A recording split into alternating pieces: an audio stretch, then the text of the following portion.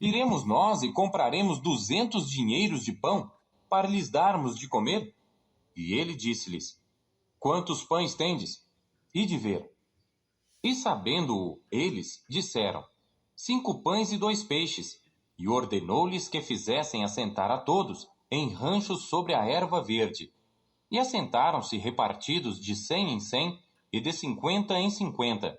E tomando ele os 5 pães e os 2 peixes, levantou os olhos ao céu, abençoou e partiu os pães, e deu-os aos seus discípulos para que os pusessem diante deles. E repartiu os 2 peixes por todos. E todos comeram e ficaram fartos, e levantaram 12 alcofas cheias de pedaços de pão e de peixe.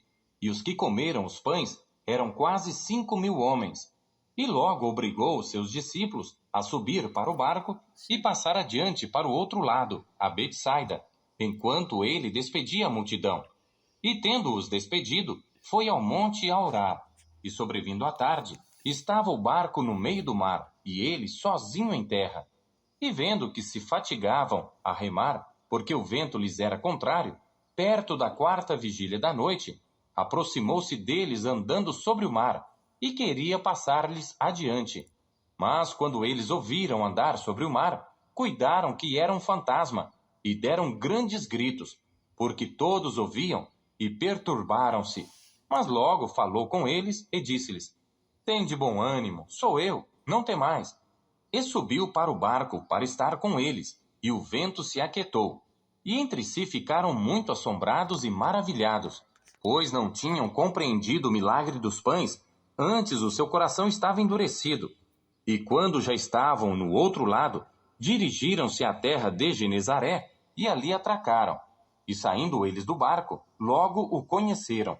E correndo toda a terra em redor, começaram a trazer em leitos, aonde quer que sabiam que ele estava, os que se achavam enfermos. E onde quer que entrava, ou em cidade, ou aldeias, ou no campo, apresentavam os enfermos nas praças, e rogavam-lhe que os deixasse tocar ao menos na orla da sua roupa, e todos os que lhe tocavam saravam. Capítulo 7. E ajuntaram-se a ele os fariseus, e alguns dos escribas que tinham vindo de Jerusalém. E vendo que alguns dos seus discípulos comiam pão com as mãos impuras, isto é, por lavar, os repreendiam, porque os fariseus e todos os judeus, conservando a tradição dos antigos, não comem sem lavar as mãos muitas vezes. E quando voltam do mercado, se não se lavarem, não comem. E muitas outras